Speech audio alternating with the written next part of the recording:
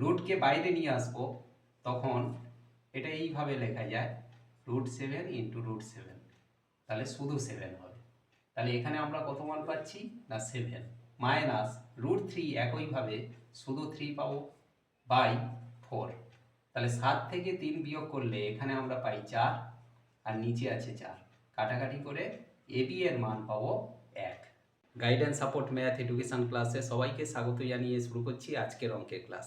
আজকের ক্লাসে থাকছে মোস্ট ইম্পর্টেন্ট একটা মান নির্ণয়ের অঙ্ক। অঙ্কটা আছে a প্লাস বি এর মান √7 এবং a মাইনাস বি এর মান √3 হলে এবির মান কত।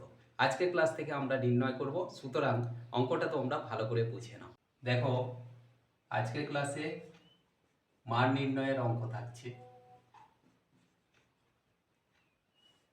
অঙ্কটা আছে আমাদের a প্লাস বি এর মান √7 আর a মাইনাস বি এর মান √3 হলে এবি এর মান কত আমরা আজকের ক্লাস থেকে নির্ণয় করব। এই জন্য আমরা প্রথমেই লিখব, দেওয়া আছে আমাদের যে মানগুলো দেওয়া আছে সেগুলো আমরা লিখে নেব।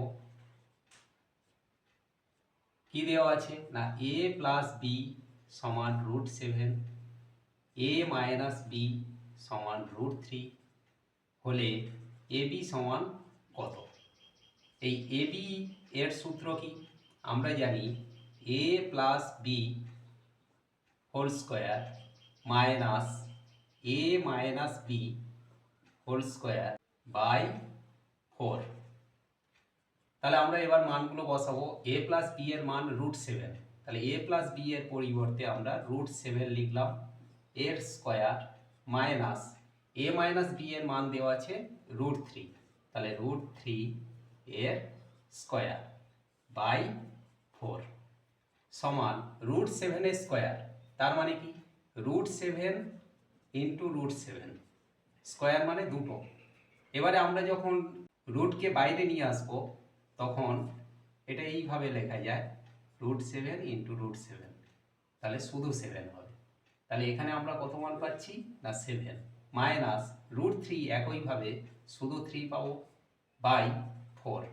তাহলে 7 থেকে 3 বিয়োগ করলে এখানে আমরা পাই 4 আর নিচে আছে 4, কাটাকাটি করে এবি এর মান পাবো 1।